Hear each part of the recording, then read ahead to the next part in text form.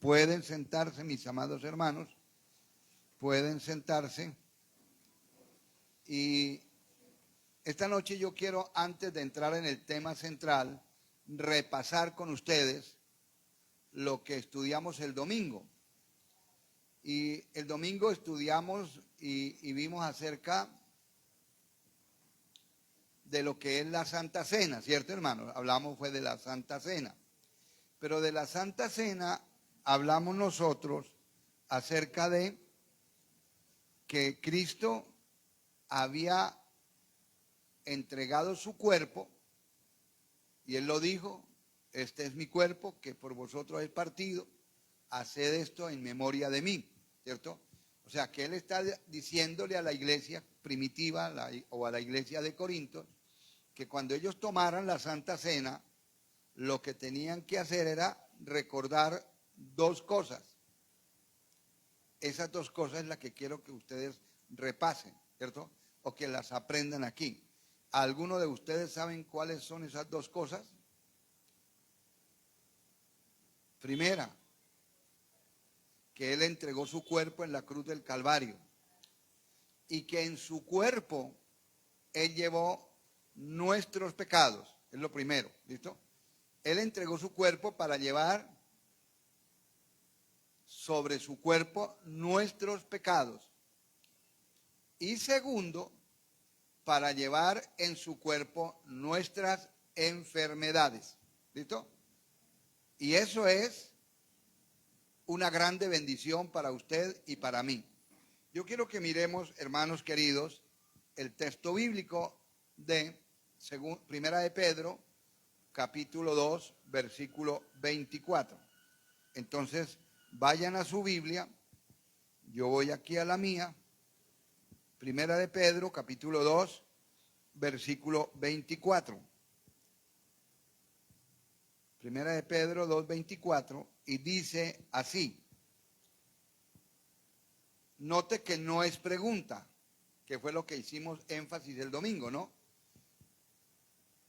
No está preguntando quién llevó, ¿no? Sino está hablando quién llevó Él mismo nuestros pecados. ¿En dónde? En su cuerpo. ¿Lo están leyendo? Entonces, Cristo, para que usted quede aprendido eso, Cristo entregó su cuerpo, pero en su cuerpo Él llevó nuestros pecados. Y sobre el madero, el cuerpo de Cristo fue al madero. El propósito para que nosotros, estando muertos ya a los pecados, porque Él los llevó en su cuerpo, vivamos a la justicia. Entonces ya usted sin pecado, entonces debe caminar ¿en qué? En justicia. Porque los injustos no heredarán el reino de Dios. Los justos sí heredarán el reino de Dios. Esto es sencillito de entender. Y entonces aquí dice, y por cuya herida fuisteis ¿qué? Sanados. Por esa razón es que les enseñé a ustedes que el predicador no sana. Porque el predicador no llevó, yo no llevé en el cuerpo mío sus pecados y tampoco llevé sus enfermedades, ni tampoco me abrieron una herida en el costado. Entonces fue, ¿a quién le abrieron la herida? A Cristo. Dice, y por cuya herida fuisteis ¿qué? Sanados. Entonces, usted es sano de toda enfermedad, pero es por el cuerpo de Cristo. Ya Él llevó, por eso Él fue molido. ¿Viste, hermano? ¿Para qué les enseño esto? Para que usted no se vuelva un idólatra. Un hombre o una mujer que viene a la iglesia, pero que está confiando en el hombre. No, usted debe confiar en lo que dice la palabra del Señor. Luego, que un predicador no sana, el evangelista tampoco. ¿Listo? No, porque la iglesia es muy dada a eso, a confiar en el hombre, ¿cierto? A tener esa confianza en los hombres. No, la Biblia me enseña que fue en el cuerpo de Cristo que Él llevó mis pecados. ¿Aprendido? Y en el cuerpo de Cristo Él llevó mis enfermedades. ¿Estamos?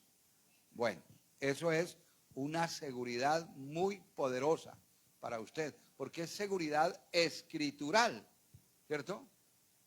Es una seguridad escritural que Dios mismo dio con el Espíritu Santo de Dios. Entonces quiero que esa verdad quede siempre metida en la cabeza, porque usted es creyente, siempre ande con esa verdad en su mente, en su corazón. ¿Listo, hermano? ¿Está claro? Y que si usted mismo se enferma, usted sepa que fue Cristo quien le sanó, y entonces usted misma puede arrodillarse, usted mismo puede arrodillarse, ¿cierto? Y decirle al Señor, y decirle, conforme a la palabra, Señor, tú llevaste en tu cuerpo mi enfermedad. Por favor, sáname. ¿Listo? Porque el primero que tiene que orar es el enfermo. Y luego viene a la iglesia para que la iglesia oremos todos por el enfermo. ¿Listo? Ahí está incluido el pastor. ¿Listo, hermano? Porque si ponemos completamente la confianza en el pastor, ya estamos fallando. ¿Listo, hermano? Es el sanador, es Cristo, porque, acuérdese por esto, porque Él llevó en su cuya herida fuisteis sanados. Por cuya herida fuisteis sanados. ¿Listo, hermano? Bien, hermano. ¿Quedó claro eso? Que fue lo del domingo. ¿Listo, hermano? Entonces ahora vamos a ir al libro de Efesios, el capítulo número 6. El jueves pasado no pude estar. Y entonces la hermana Lidis predicó una parte de la armadura de Dios. ¿Listo? ¿Se acuerdan? Que ella predicó una parte. Entonces yo voy a volver a leer del verso 10, porque la estructura está del 10 al 20, la estructura de este texto. ¿Listo, mis amados hermanos? Y el texto que estamos leyendo está en el contexto de la ¿qué? De la práctica del creyente. Porque los primeros 3 capítulos, 1, 2 y 3, es doctrinal, pero 4, 5 y 6 es la práctica que nosotros tenemos que tener. Y dentro de la práctica el Señor está diciéndonos, ¿cierto?, que tomemos en cuenta la armadura de Dios. En este capítulo, en el capítulo 6, el apóstol Pablo, como que él continúa ampliando, ¿cierto?, o aplicando los efectos del Espíritu Santo de Dios. ¿Listo? Entonces, un creyente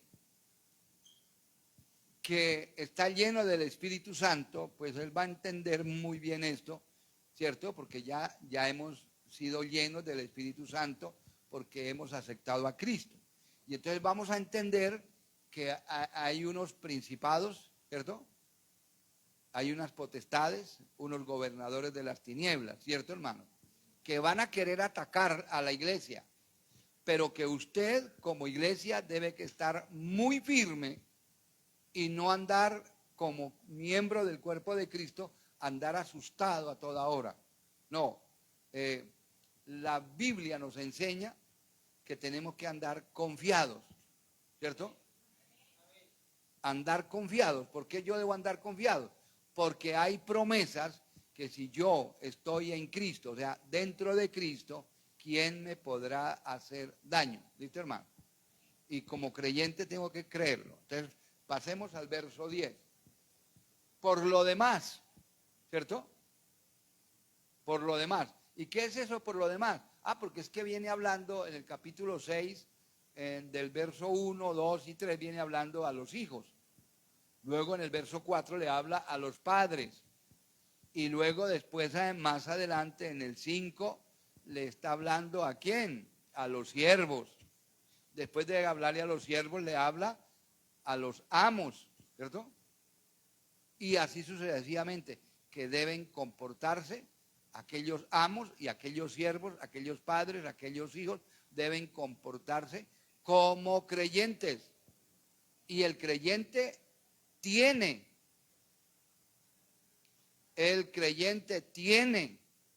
el Espíritu de Dios en la vida de él.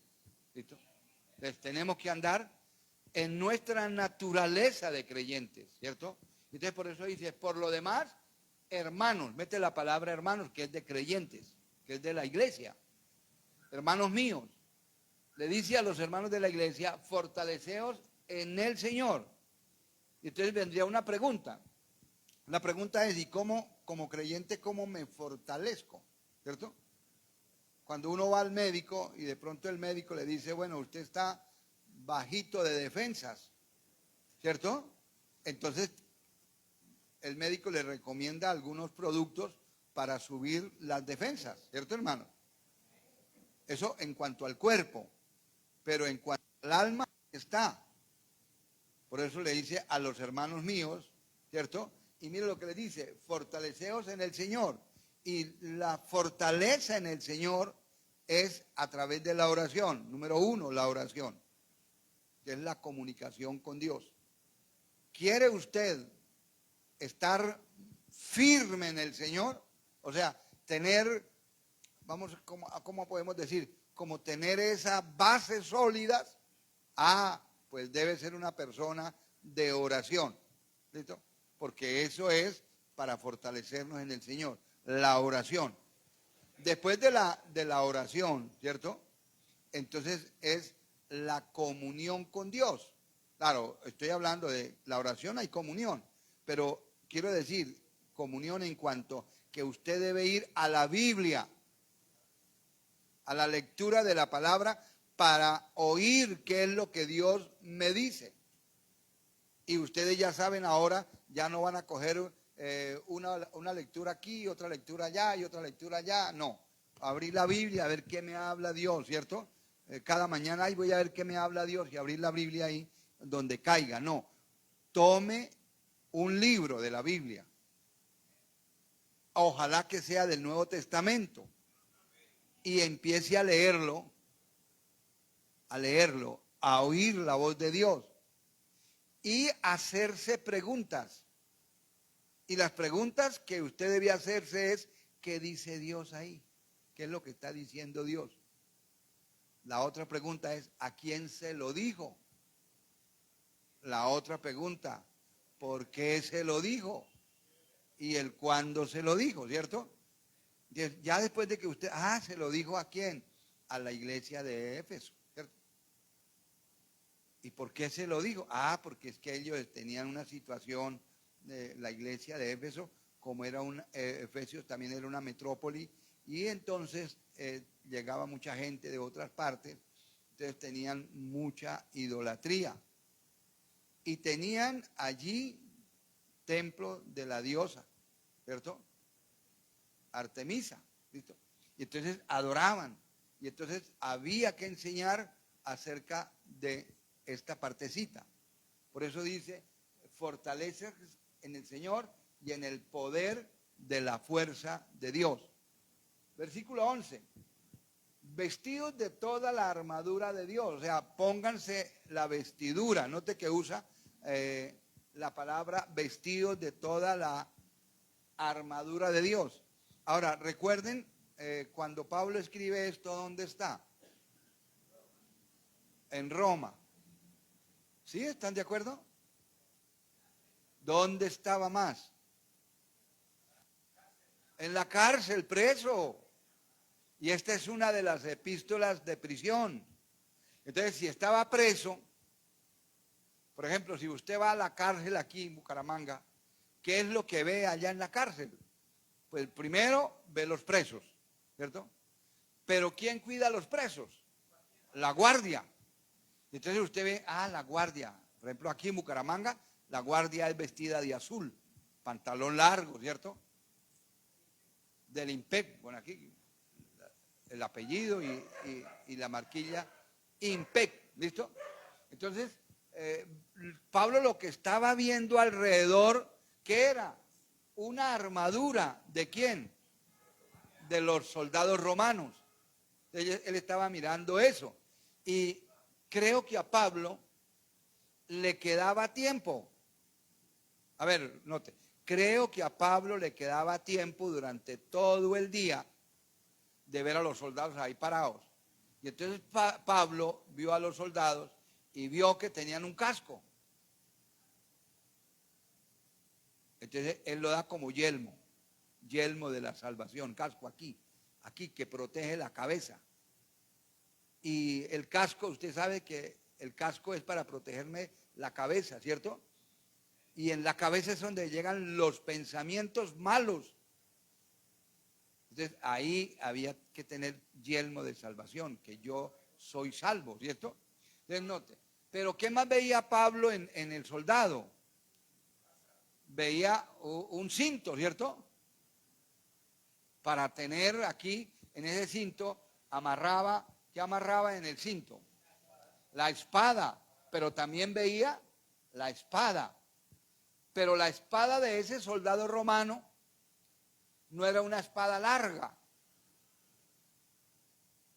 Voy a tomar otra situación, como la espada de Simón Bolívar, esa larga, no era así, era una espada corta. Pablo está mirando esa espada de dos filos, espada corta. ¿Qué más miraba Pablo? El calzado, ¿cierto? Del soldado romano. Entonces, un soldado romano tenía un calzado, pero no tenía un calzado común y corriente, sino era un calzado reforzado, porque normalmente la gente usaba sandalias, ¿cierto? Pero las sandalias por naturaleza son muy débiles.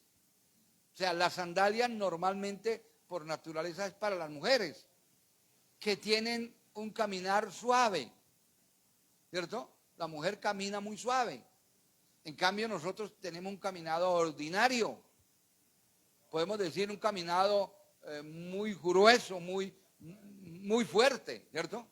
Entonces se necesitaba una sandalia y más un soldado que de pronto le tocaba pararse firme, ¿cierto? Y caminar duro. Entonces él tenía unas sandalias reforzadas con clavos. Esto es lo que la parte cultural dice, ¿listo? Que él tenía unas sandalias muy gruesas, el soldado. ¿Qué más podía haber? La coraza, que protegía el pecho en caso de un dardo o una flecha, ¿no? No había problema con revólver, porque en esa época no había revólver. No se había inventado la pólvora. Y entonces la pólvora fue más o menos en el año 1948, por ahí, ¿listo? Y eso la inventó un judío, ¿listo? Entonces los romanos no tenían armas, sino eran flechas. Por eso tenían una coraza para impedir que las flechas le penetraran al pecho. Era una coraza muy fuerte y era de hierro. Entonces ya tenemos el yelmo, la coraza, el cinto, la espada, las sandalias, ¿cierto? Eso es, dice, vestido de la armadura de Dios. Entonces, Pablo toma esa figura del soldado que siempre estaba firme, por eso acá dice, vestido de toda la armadura de Dios, para que podáis estar firmes. Entonces, él había visto los soldados siempre firmes, porque normalmente un soldado romano no podía agacharse, ¿cierto? Voy a usar la palabra de acá de Colombia, acurrucarse, a descansar porque me duelen las rodillas. Un soldado no podía resultar con eso de que me duelen las rodillas. Ay, es que me duele la cintura. No, un soldado no es firme. Entonces por eso Pablo utiliza y dice, así es que debe mantenerse ¿quién? La iglesia, el creyente, ¿listo? Esa figura la toma Pablo del soldado romano, ¿listo? ¿Quedó mejor la visión ahora sí? Bueno, ahora sí dice, por lo demás, hermanos míos, fortaleceos en el Señor y en el poder de su fuerza. Vestidos de toda la armadura de Dios, no de alguna, sino de toda la armadura de Dios. ¿Por qué razón? Porque exactamente Pablo miraba al soldado y el soldado no estaba, por ejemplo, sin correa, sin el cinto. Y uno dijera, un soldado, ¿verdad? Sin el cinto. No podía estar, porque hay un general que estaba pendiente de eso, como lo mismo lo que los soldados. El soldado tiene que estar haciendo fila y cuando está haciendo fila tiene que estar bien arreglado no puede soltar allá el soldado con el cuello así, torcido, metido acá, ¿cierto? Y parado allá el soldado. Y entonces el general lo va a ver así con el cuello torcido y una vez le va pegando o lo va sacando a dar vueltas o lo mete al calabozo, ¿listo? Entonces, por eso dice Pablo, de toda la armadura de Dios, no le puede faltar nada. Hasta ahí vamos, estamos mirando bueno, vestido de toda la armadura de Dios. Y él viene un propósito para que podáis estar firmes. ¿Quién es? La iglesia. ¿Contra las acechanzas de quién? El diablo. Ahora hagamos la comparación. El soldado romano tenía que estar pendiente de las acechanzas de quién? De los enemigos. Que no vinieran a libertar a los presos o que los presos no se sublevaran, ¿cierto? No podía dormirse. Así mismo es el creyente. ¿Por qué? Porque hay acechanzas, acá dice, y aquí nos dice de quién es el personaje, acechanzas del diablo. Porque no tenemos lucha contra sangre y carne. Esto quiere decir, no tenemos lucha contra personas. O sea, la lucha no es contra el esposo y la esposa. La lucha no es con los hijos y las hijas, y los hijos con los padres, con mi suegra, o mi suegro, o mi tío. No, la lucha no es contra ellos, es contra el diablo, ya nos está diciendo acá, ¿cierto? Pero no me está diciendo que yo iba atemorizado del diablo. Me está diciendo, espárese firme, ¿listo? Contra las acechanzas del diablo. Entonces, ¿sí hay acechanzas del diablo o no hay? Claro, lo acechan a usted y me acechan a mí. A ver, ¿cómo voy a decirles el ejemplo? ¿Hay acechanza de ladrones actualmente en Colombia o en el mundo? Mucha acechanza de ladrones. Entonces uno tiene que estar vigilante, pendiente, con los ojos abiertos. Aquí sería en Colombia, en Santander, con las pilas puestas, ¿cierto? Por allá en Estoraque dicen estar trucha, estar muy atento, listo, ¿cierto? Así debe estar el cristiano, ¿cierto? ¿Por qué? Porque el enemigo está como león rugiente alrededor de nosotros buscando quién devorar. Póngame la cita, primera de Pedro 5:8, para que ustedes la apunten también allá. Primera de Pedro 5:8. ¿Ah? ¿Es que ella tiene otra? Sed sobrios. Y note que empieza con un imperativo. ¿Sean qué? O sea, no se dejen moverla aquí del pensamiento.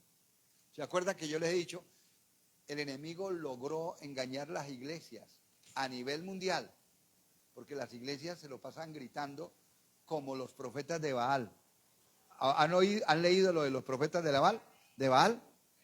¿Quién no ha leído eso? Hay que leerlo. Y los profetas de Baal gritaban y gritaban y gritaban. Y entonces el enemigo, ¿qué ha hecho con la iglesia? Los puso a gritar y les dijo, hagan guerra espiritual. La guerra espiritual no es gritando. La guerra espiritual, ya lo vamos a ver ahorita precisamente, es obedeciendo. ¿Lo ha aprendido también? La guerra espiritual no es gritar y gritar y atamos al diablo. Al diablo no se puede atar, ¿cierto? Lo echamos fuera, lo corremos a gorretazos, ¿cierto?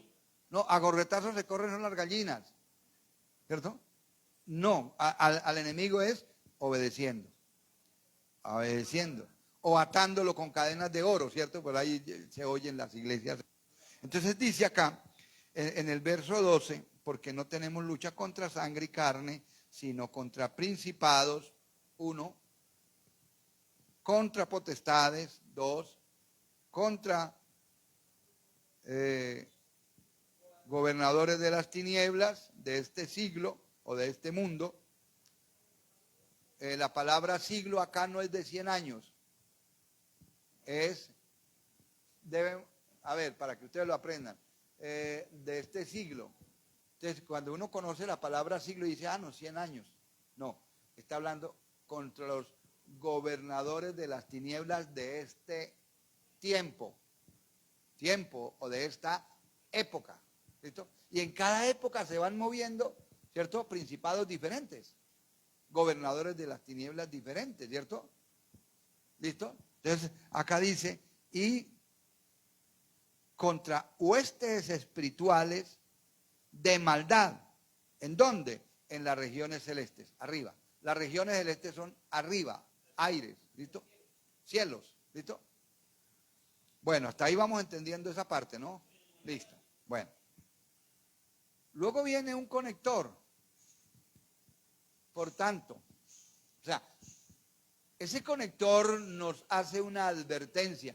Como hay principados, hay potestades, hay gobernadores de las tinieblas de esta época o de este tiempo, y hay huestes espirituales de maldad en las regiones celestes. Entonces, como hay esos cuatro y están bien organizados ellos, ¿cierto? Ellos sí están bien organizados, nosotros la iglesia no. ¿Listo? Pero dice, por tanto, tomad, que es un imperativo, toda la armadura de Dios. El propósito de tomar la armadura de Dios, como el soldado que Pablo veía, para que podáis resistir. ¿Para que podáis qué?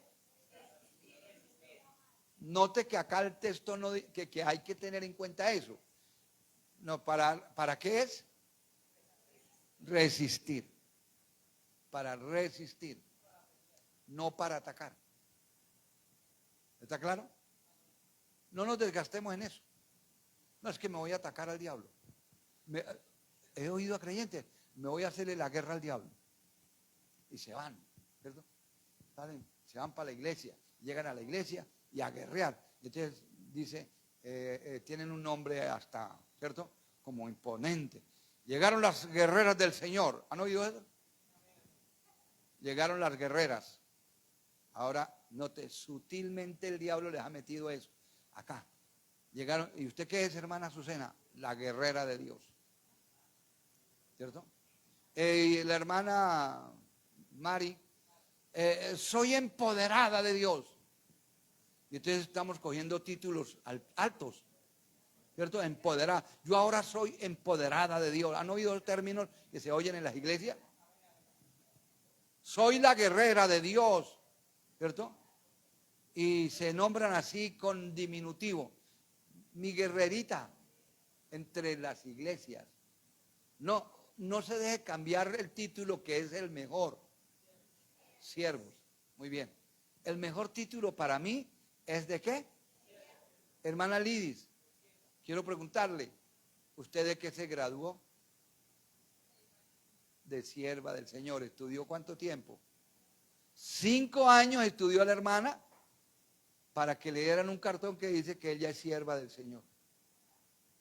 Y estábamos esperando un título que dijera el hermano, el señor Gonzalo Quiñones con cédula de tal, se graduó de apóstol, de teólogo, y lo pusieron arriba, ¿cierto?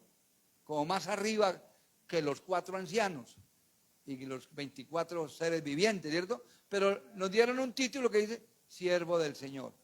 Entonces, es el mejor, hermano. ¿Es el qué? A ver, aprenda eso. Es el mejor título. No deje que se lo cambien. Porque el enemigo siempre es a llevarnos arriba. ¿Acuerdan por allá en un comienzo? Seréis como dioses. ¿Quién dijo eso? El diablo se lo dijo a Eva. Si comen de ese fruto, seréis como dioses. Y a Eva le sonó. Dijo, claro, me voy a subir de rango, ¿cierto? ¿Estamos? Les voy a contar algo que sucede por allá en otros países. En otros países alguien se rebela en la iglesia. Se vuelve un rebelde y no le obedece al pastor lo que está diciendo, ¿cierto? Porque él quiere mandar también. Y entonces alguien llega y le dice, el Señor dice. O sea, eso es extrabíblico. Y hay gente que le gusta las cosas extrabíblicas. El Señor te dice que te va a usar poderosamente y que te va a usar más que los pastores que ha tenido. Y entonces, ¿qué hacen por dentro del corazón? Recibo esa palabra. ¿Cierto? Sí, porque hay gente que están cuando alguien está diciendo algo, recibo esa palabra para mí. La guardo para mí. ¿Cierto? Y cuando no sirve, me desato de esa palabra. Oiga, jugamos a las religiones, me desato. ¿Cierto? Y ¿cierto? Nos quitamos todo lo que nos hayan dicho. ¿Han oído esos hermanos y hermanas? Me desato. ¿Cierto? Anulo esa palabra. Pero cuando dice, Dios te va a dar un carro, lo cojo para mí. ¿Cierto? Dios te va a hacer una sierva, la cojo para mí. El Señor me dijo que iba a ser mejor, ¿cierto?, que los evangelistas de Colombia. Y ya el Señor me lo dijo. No, diga usted, el Señor me dijo que cambiara, pero cuando vean la Biblia, usted lea en la Biblia, ahí sí diga, me habló Dios. ¿Listo? Por tanto, tomad toda la armadura de Dios para que podáis resistir en el día malo, ¿cierto? Para que podáis, ¿qué? Póngame aquí un color. Resistir. Entonces, la espada es ¿para qué? Para resistir. No está diciendo para atacar. ¿Listo? Es para resistir. O sea, lo mismo que el soldado estaba aquí. Y si llegaba alguien tenía que resistir, no dejarlo entrar. No podía quitarse de la posición, acá en Colombia dice la garita, para ir a perseguir a alguien. Un soldado no puede salir de la garita a perseguir a alguien, tiene que quedarse ahí. No es que alguien por allá yo oí una voz allá y me salí para la garita, y mientras que salió para la garita le metieron 3. No tiene que moverse de ahí de esa garita. Entonces, no es para perseguir, es para resistir. ¿Listo, hermanos? ¿Está claro? Para resistir. ¿Listo? Sigamos. Para resistir. Verso 13. Ahora 14. Estad, otro imperativo. Pues firmes. Póngamele rojo a eso, otro color ahí. Un color azul, lo que sea. ¿Estar cómo? Ceñidos vuestros lomos. Ahora, los lomos no es la espalda. Los lomos es la cintura. Acá. Porque tenemos la idea de que los lomos son acá. Hay personas que han dicho, me duelen tanto como los lomos por aquí. No, los lomos es acá abajo. ¿Listo? ¿Está claro? ¿Aprendieron eso? Bueno, estad pues firmes, ceñidos vuestros lomos. ¿Con qué? Con la verdad. Ciñan los lomos con la verdad. Ahora, acá vamos a mirar Primera de Pedro 1:13. Un momentico. Primera de Pedro 1:13. Por tanto, ceñid, otra vez, amárrense los lomos de vuestro entendimiento. Entonces, ahora sí le está diciendo, amarre aquí. O sea, como que ajústese la cabeza para que no se le vuelva volátil. ¿Qué es volátil? Hoy pienso una cosa, mañana pienso otra. Y de pronto resultamos como que, ¿cierto? Diciendo, cuando pienso una cosa, pienso otra. ¿Y se acuerdan de quién es? Ah, bueno. Bueno, note, ceñid los lomos de vuestro entendimiento. O sea, acá, que el entendimiento suyo solo sea para la palabra. Sed sobrios, imperativos, sed sobrios. O sea, la cabeza bien puesta. Lo contrario a sobrio sería ebrios. Y el que está ebrio, el control lo pierde. Y esperad por completo en la gracia que se os traerá cuando Jesucristo sea manifestado. Entonces acá me está diciendo, ciñan los lomos de vuestro entendimiento, pero aquí en Efesios me está diciendo que ciñamos los lomos, ¿cierto? En el 14 está pues firme, ceñidos vuestros lomos con la verdad, que es la palabra, ¿cierto? Ceñid los lomos ¿con qué? Con la verdad. O sea, con lo que diga el Evangelio. ¿Listo, hermano? y que usted también sea, al oír el Evangelio, usted va a ser un hombre también que habla la verdad. Eso es. ¿Listo? El 15, porque la hermana había llegado, había estado ahí. Luego ahora viene el 15, en el mismo 14 dice, vestidos con la coraza de ¿qué? De justicia. Ahí sí ya no entró la hermana Lidis, la parte de la justicia, entonces me corresponde acá. Estad pues firmes, ceñidos vuestros lomos con la verdad y vestidos con la coraza de ¿qué? Pero me habla de ¿qué? ¿Dónde va la coraza? En el pecho, ¿cierto? Y entonces en el pecho para protegerme de los dardos de fuego del maligno. Porque el maligno va a traer dardos de fuego, ¿cierto? Por ejemplo, lo que el diablo le dijo a Eva, seréis como Dios. Ese es un dardo de fuego, ¿listo? Que vino a atacarle ¿qué? La mente primero. ¿Qué le atacó? La mente. Entonces acá dice, ciñan los lomos, ¿cierto? Vestidos con la coraza de justicia, ¿listo? Y acá la justicia es la que yo debo mantener. Debo ser un hombre ¿qué? Justo. Ahora, si quiero ser un hombre justo, debo caminar en la verdad de Dios, en la palabra de Dios. Debo estar firme en lo que la Sagrada Escritura diga para poder caminar con justicia. ¿Listo, hermanos? Ahora vamos a ver una lista de injusticias. Como debo caminar en justicia, yo debo mirar una lista de injusticias. Y esa lista está en 1 Corintios, capítulo 6, versículo 9 en adelante. Entonces pasemos allá. 1 Corintios,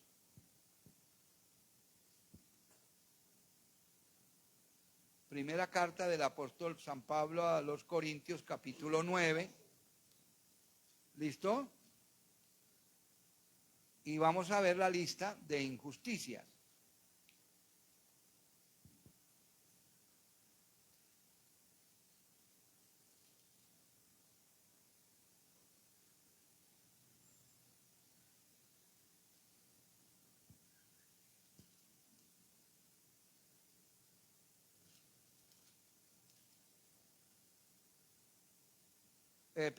Capítulo 6, verso 9, es lo contrario.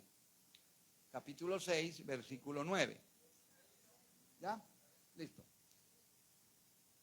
Pregunta, ¿no sabéis que los injustos no heredarán el reino de los cielos o de Dios? Entonces, la pregunta que hace el Espíritu Santo por boca de Pablo es, ¿no sabéis que quiénes? Los injustos no heredarán el reino de Dios. Note, entonces ya me está haciendo una pregunta muy clave, muy importante. Está diciendo el Espíritu Santo por boca de Pablo, ustedes como iglesia no sabéis que los injustos no heredarán el reino de Dios. Entonces cualquier acto de injusticia me va a marcar condenación. Pero aquí está la lista. Luego dice, no es rey, o sea, no comete error. Entonces, primero, ni los fornicarios. Entonces, un fornicario es injusto. Entonces la gente pregunta, bueno, ¿y en dónde está la injusticia de una persona que comete fornicación? ¿Dónde está la injusticia de una mujer soltera que se une en fornicación con un hombre soltero? ¿Dónde está la injusticia? Pues ellos no, porque ellos lo que están es disfrutando. ¿Cierto? Aparentemente están disfrutando. Ahora, todo pecado viola la ley y al violar la ley, entonces trae consecuencias. ¿Listo? Ahora, ¿que Dios perdona? Sí lo puede perdonar si yo me arrepiento. Pero me va a traer ¿qué? Las consecuencias. ¿Listo, hermano? Entonces, no, Dios no nos va a dejar, ¿cierto? Así nomás. Entonces, por eso miramos los fornicarios. Entonces, ¿quiénes son los que sufren? Una mamá, cuando sabe que una hija se fue en fornicación, ¿cierto? O que cayó en fornicación. La mamá se deshace internamente, sufre, porque es la niña que ella quiere y el papá también, ¿cierto? Ahora la mamá sufre porque está sufriendo por la niña y entonces está sufriendo porque el papá ataca directamente a la mamá. Y el papá lo que va a decir es por su culpa. ¿Está claro? A ver, el papá va a atacar a la mamá y le va a decir por su culpa. El temor de una madre que una niña le caiga en fornicación es porque el papá inmediatamente hace juicios preconcebidos de que la mamá sabía y que la mamá había callado. Y entonces si es un hombre machista, se viene muy fuerte contra quién, contra la mamá. Y ha habido hogares que se han roto por causa de eso. Y ha habido también muertes por causa de eso. Porque nunca un papá quiere eso para una hija, ni una mamá también quiere eso para una hija. ¿Listo, hermano? Entonces vienen los problemas. Ahora entonces miramos acá, hay fornicación. Ni los idólatras. Ahí caer en idolatría es una injusticia. Y ahora la injusticia es directamente contra Dios, porque Él es Dios. Por eso no podemos tener otro Dios. Así como la esposa de nosotros, que ella es mujer y no quiere que yo tenga otra mujer, porque ella es mujer, porque le va a causar dolor, ¿cierto? Dolor y aparte de esos celos. Entonces, así es Dios. Como Él es Dios, no quiere que nosotros tengamos otros dioses, porque normalmente nosotros somos politeístas. Y politeísta es varios dioses. O sea, no nos conformamos con uno solo, sino que nos agarramos de varios dioses. Entonces, el idólatra dice que es un injusto. Y recuerde que venimos de una premisa que dice, no sabéis que los injustos no heredarán el reino de los cielos. Entonces, la idolatría también es una injusticia, pero la idolatría es contra quién. Es muy delicada porque es contra Dios. ¿Listo? Ni los adúlteros. Adúltero es aquel que adultera, ¿cierto? Lo que es santo, porque es un pacto que hizo el hombre ante Dios, se lo hizo a la esposa y la esposa le hace el pacto al hombre y lo hizo ante quién, ante Dios, promete o jura serle fiel en la salud, en la enfermedad, ¿cierto? En la riqueza, en la pobreza, en los momentos de alegría, en los momentos de tristeza, ¿cierto? Y entonces se quebrantan esos textos. Pero los textos acá, de adulterio, estos textos se quebrantan porque el enemigo ataca la mente del hombre o la mente de la mujer. ¿Listo? Y cuando la mente del hombre es atacada y la mente de la mujer, entonces, así como Eva fue atacada por el Satanás antiguamente, que le dijo, seréis como Dios, ella oyó aquí en la mente y ella le creyó, ¿a quién? A la serpiente. Y fue atacada y mire que perdió mucho, ¿cierto? Y todos perdimos. Entonces, miramos que caer en adulterio no es bueno. Está dentro de las injusticias de Dios, y si una persona muere en ese estado de adulterio, pues condenación. Condenación. Algunos me dicen, pastor, no hable así, hable de amor. Pero el texto, aquí, esto se llama hablar de amor. Amor con las almas, ¿cierto? Porque es que si caemos en adulterio, estamos mal delante de Dios. Ni, ahora aquí viene el otro, ni los afeminados. Entonces vuelvo a decir, los afeminados, ellos sufren, al principio no, pero el papá sufre. Un papá que ha criado un hijo y que la esperanza, viene mi varón, ¿cierto? Sobre todo si es santanderiano, viene un varón, ¿cierto? Echado para adelante y de pronto que no se ha echado para adelante y no echó para atrás. ¿Cierto? ¿Cierto?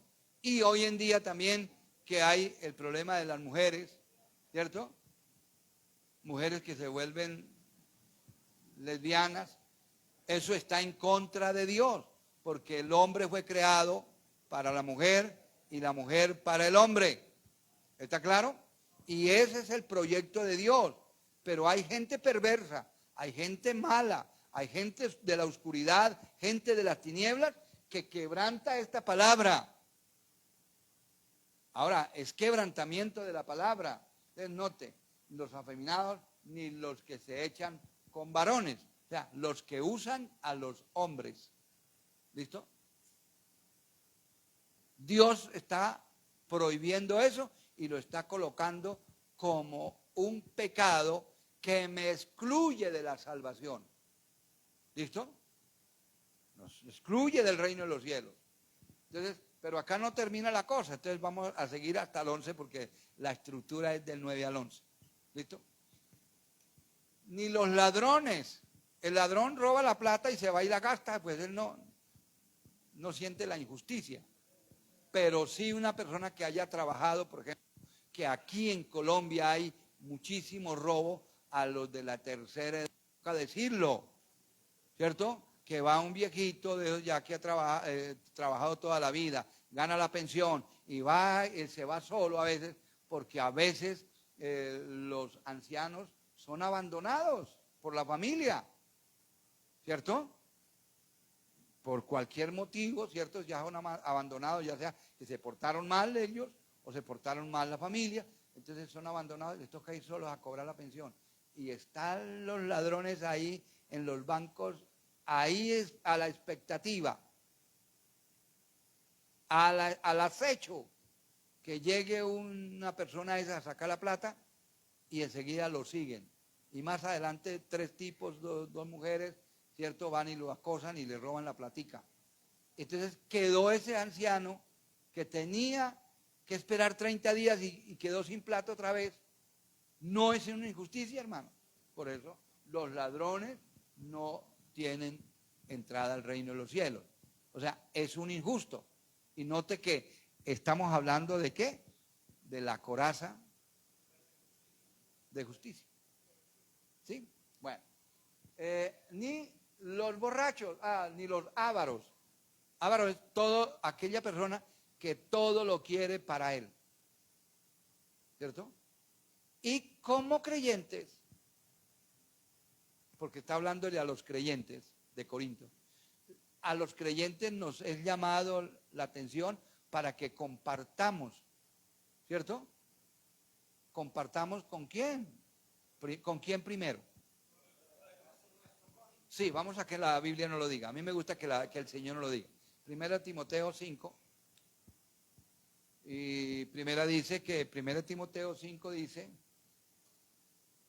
Primera Timoteo, capítulo 5, vamos para allá, yo les doy el versículo, Primera Timoteo 5.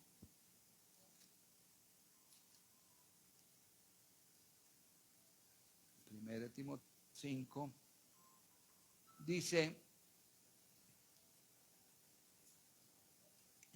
versículo 8, sí. Porque si alguno no provee, note que la palabra es provisión, ¿no? Provee para los suyos. Ahora, piénsela usted un ratico. ¿Quiénes son los suyos? A ver, el esposo que es la cabeza. El esposo es la cabeza y el esposo es el que tiene que aportar. ¿Proveer para quién? Para la casa de él. ¿Cierto? Y en la casa de él equivale la esposa y los hijos que llegaren a tener. ¿Listo?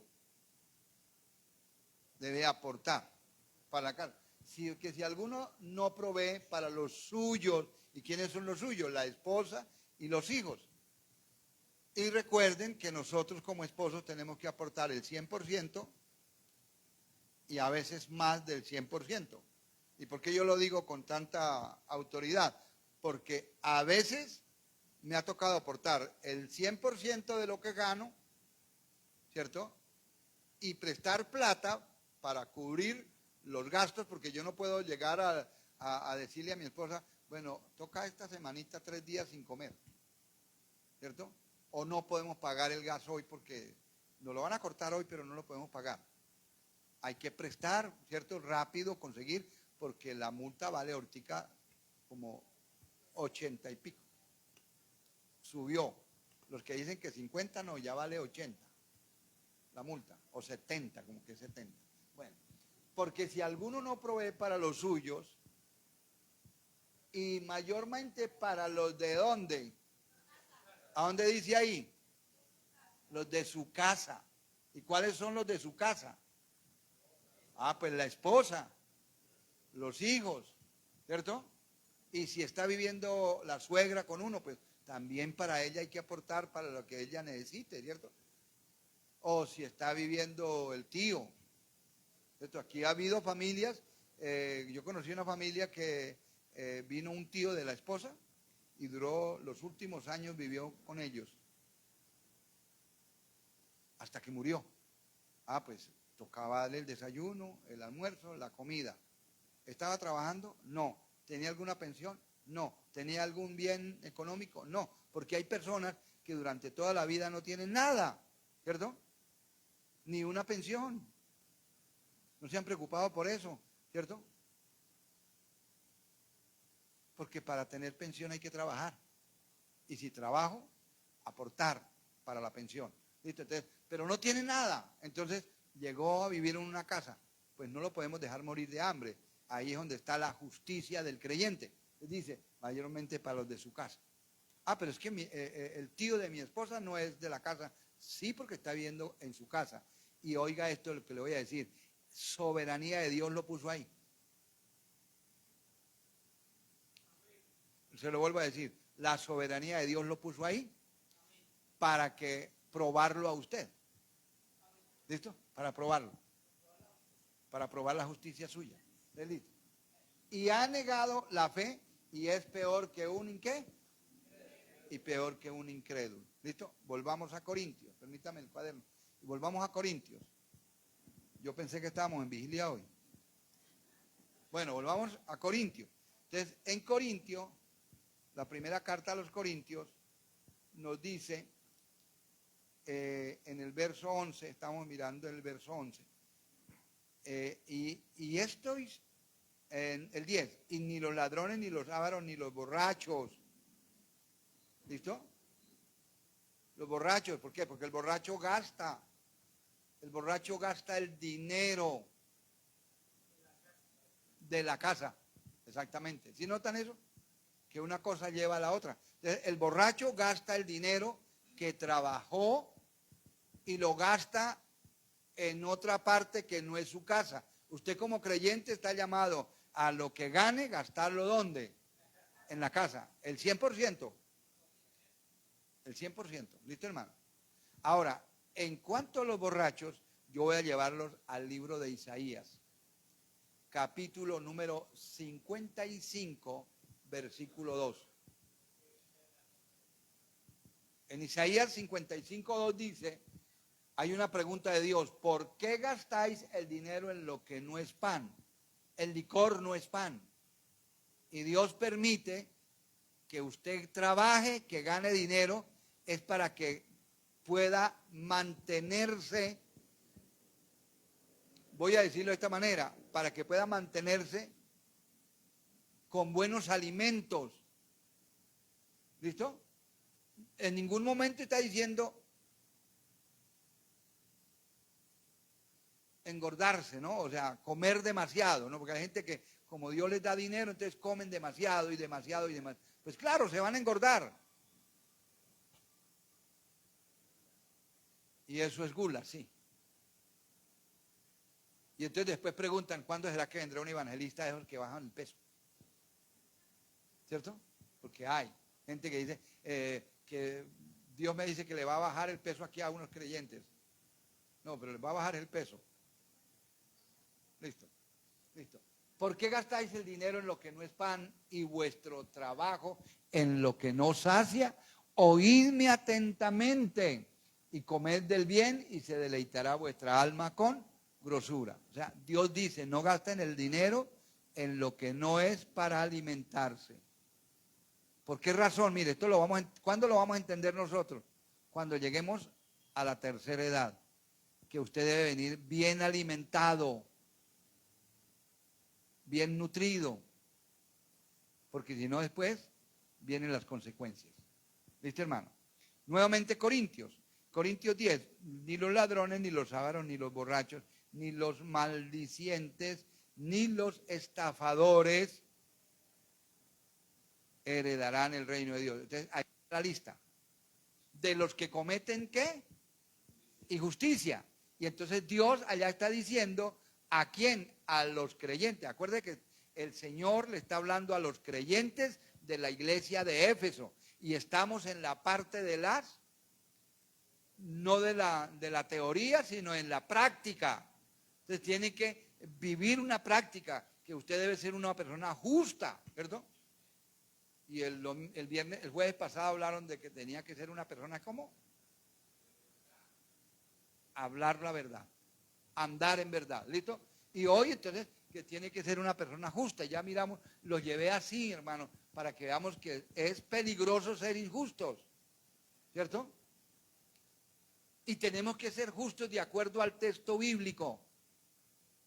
No justicia de la humana, porque hay gente que uno dice, no, pero yo soy justo. No dice el Señor, no seas sabio en tu propia opinión. Teme a Jehová y apártate del mal. ¿Listo, hermano? El versículo 11 de Corintios, para terminar, y esto erais algunos, o sea, algunos de nosotros éramos eso.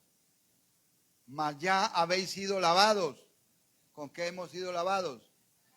La sangre de Cristo. Y habéis sido santificados. Y habéis sido justificados en el nombre del Señor Jesús y por el Espíritu de nuestro Dios. ¿Listo, hermano? Entonces, ahora que ya estamos en Cristo, somos totalmente diferentes. Pero no podemos terminar todavía hasta que no vayamos otra vez a Efesios para que quede bien seguro esto. ¿Listo, hermano? Como el que está cosiendo. El que cose, ¿cierto? Que hace una costura y luego viene y hace un remate. Ran, al final. Bueno.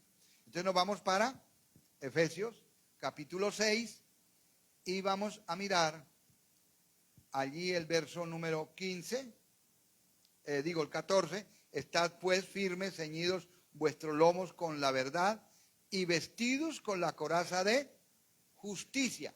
Entonces recuerden, nos conviene trabajar en la justicia.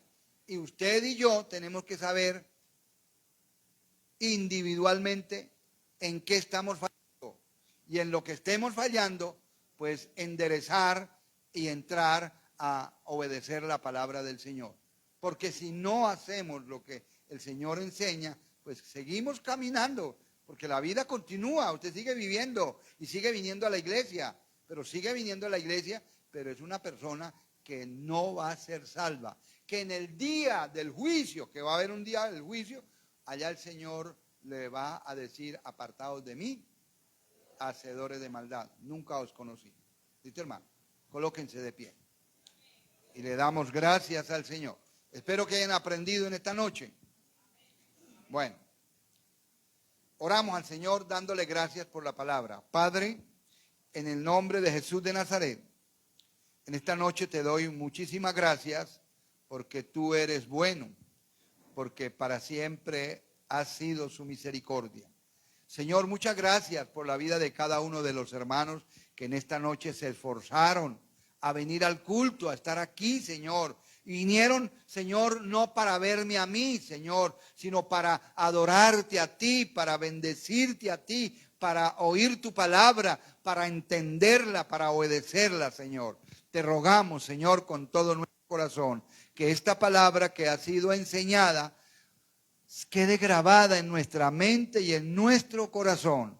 Yo te ruego, Señor, por la vida de mis hermanos, Señor, y te pido con todo mi corazón que nos des fuerzas para cada uno de nosotros trabajar en lo que nos corresponde trabajar, con relación a nuestra vida que estamos viviendo, Señor, para ser justos delante de ti y caminar en justicia, como caminó Enoc con Dios y desapareció, como caminó Elías delante de ti y también desapareció. Señor, como anduvo cada uno de los apóstoles en tu justicia, Señor. Dios mío, gracias por la palabra tuya. Ahora bendice a mis hermanos en el nombre del Padre, del Hijo y del Espíritu